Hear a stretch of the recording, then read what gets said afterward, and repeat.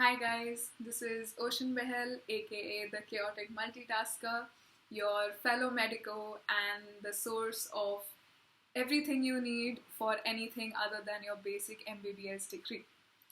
Recently, I had the opportunity of conducting a Skype webinar on PG in Germany, where I assisted and guided fellow medicos and some seniors, some post interns who wanted to pursue post graduation in Germany but they didn't know where to start and how to go about it and what it might even lead up to and what opportunities they will have.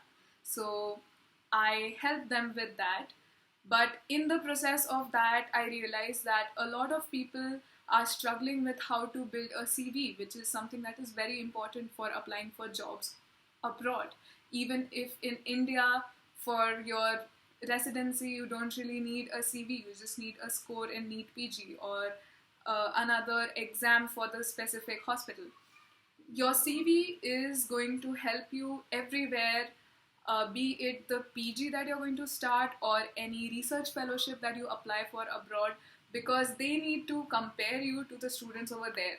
And there is no way to do that because they are not aware of the system over here. And when it came to the PG and building the CV for it, the research work was something that was missing from a lot of people's CVs, and that is something that they focus on because in undergraduate training abroad, research work is something that is emphasized upon, whereas in India it is really not. I mean, how many of us have conducted undergraduate research because one of our teachers told us to? It is usually just because we want to do it. And even in the undergraduate research that you're conducting, it is important that those people who are seeing your CV know that you have exposed yourself and the research that you've done to an audience that is apart from the local medicos or people who belong to the same background as yours, because you will be applying for a job abroad.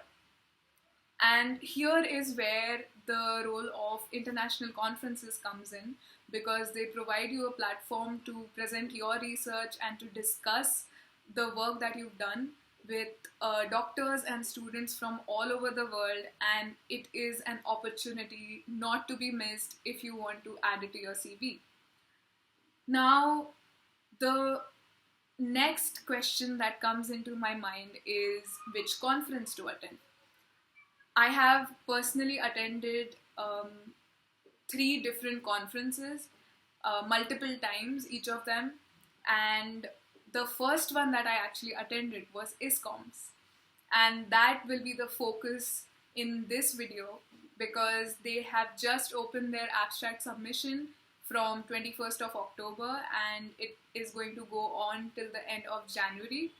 So obviously it is crunch time and everybody is going to be asking about what abstract to submit, how they will be presenting their research over there, what research they should be doing for it. So I'm just going to be talking about all of that. Number 1, what is ISCOMS? When does it happen? Where does it happen? ISCOMS is the International Student Congress on Biomedical Sciences. It happens in Groningen, Netherlands every year. This time they're going to be having their 27th edition. And it usually happens in the beginning of June, in usually the first or second week. They have a very good website where you can refer to all the information, so I don't have to give you all the logistical information in this video. What I want to talk to you about is what abstract to submit and how to research for that abstract. Point number 2, who can attend ISCOMS? No, it's not just MBBS students, it's not just specifically medical students, it's also biotechnology students, it's also other allied health sciences that can attend the conference because it's about research and not really about which field you belong to. Number 3, what mode of presentation will you have the opportunity of to present your research in ISCOMS? There are 3 main types of presentations. One is the poster presentation, one is the oral presentation, and one is the plenary presentation. The poster presentation is basically a 1.1 meter by 0.9 meter poster that you have to make, which contains everything about your research, starting from the background, aims, objectives, methodology, your results, and your conclusion, plus your references. Basically everything that you will be submitting in the abstract and a detailed version of it. You will be putting it on a poster and you will be displaying it at the conference in a particular session, depending on which session you come under, depending on what topic your poster is. So this is your poster presentation. Second type of presentation is your oral presentation.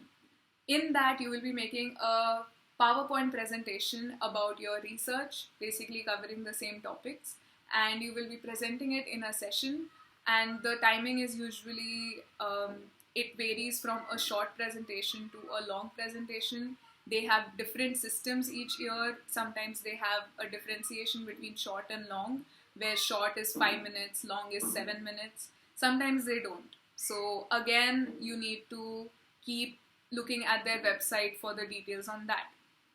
And in that too, there will be a discussion part where people will be asking you questions, the judges and the audience, and you need to clear them out basically. And that does contribute to how the judges see how detailed your research is and how well you know your research. The third type is your plenary presentation, which is basically just 8 out of the entire students will get selected for it, and they will be presenting it not in a session but in front of the grand audience. Basically everyone in the conference will be looking at that presentation. It is basically like an oral presentation but just longer, and the audience is bigger. That's the only difference. Now coming to the fourth point, and I think the one that most people would want to hear about, is basically how to make the abstract and what research to base it on. Going by my personal experience, to just give you a background of what I had done, I came to know about ISCOMS in my third semester, the first semester of my second year, in September. And I decided that, okay, I'm going to try to apply for this because I wanted to get exposed to that international level of research. So I went to my pharmacology professor and I told him that I want to do some research. So straight up, he didn't tell me that, okay, you can do research on this topic. What he told me was, come up with 5 topics that you think will interest you. And I came up with 5. He told me that, okay, not good enough. Go back, come back with 5 again. And I did that. And eventually on the third try, we decided to go with self-medication in medical students and engineering students, because it seemed like a very interesting topic, because self-medication is also related to a lot of drug, as in like medical drug abuse, and that often leads to a lot of antibiotic resistance too. So we researched on that on the basis of a survey. I used a paper-based survey. You can always use a Google Forms-based survey because it's easier and it compiles your data in one place. You don't have to do all that. You don't have to do data entry for that. So I conducted it in my college after getting ethical approval from the Institutional Ethical Committee. Then I also went to another engineering college in Mumbai and I did my research over there. I took this questionnaire to those students and I asked them about their self-medication usage. So I compared the two and I came up with the results. And this was around November. And then I had to get to compiling everything and writing it down in a format that would be presentable. And this was my first time doing that.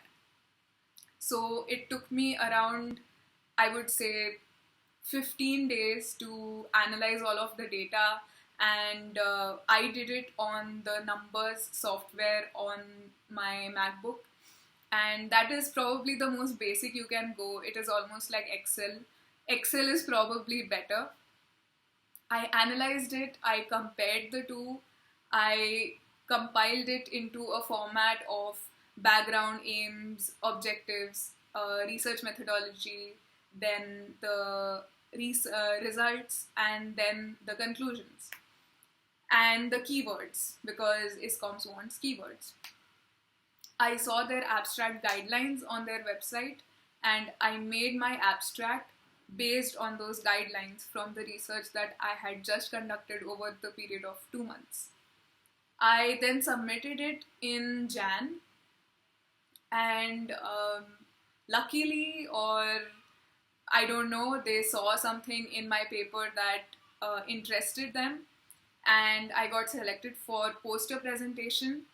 And they also had the ISCOMS Research Fellowship option going on, where whoever gets selected from amongst the thousands of students who apply and submit their abstracts, around 300 to 350 get selected for presentations.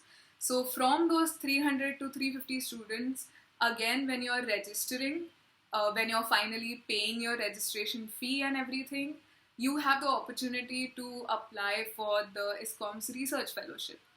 And they evaluate you on the basis of your abstract, your motivation letter, and if you can send a CV, then good enough. So I sent in all of that, and I got selected for the ISCOMS Research Fellowship, which was for 2 months after the conference itself. So the conference is for like 3 or 4 days, including all the pre-conference workshops and the social program, which happens maybe on the 0th day. And then there is the ISCOMS Research Fellowship that happens for 2 weeks after that. So yeah, that's about it for how to get to ISCOMS. If you have any further questions, I'm going to leave my Instagram link and my email ID, if that's possible, below in the YouTube video. And in the Instagram video, you can just DM me on my profile itself, and I will help you out. And I have also written a blog about my journey to ISCOMS, where I have pretty much covered the same things that I talked about, but the blog also has guidance on research. I will be conducting a research workshop very soon because I have understood the niche. And after my research workshop at Cooper's in Mumbai, I saw how interested the undergraduate students are, because that was one thing that I was quite skeptical about, that maybe they wouldn't be interested at all. So I will be conducting a webinar very soon. So if you're interested, just DM me right now, and I will keep you updated on that. Bye.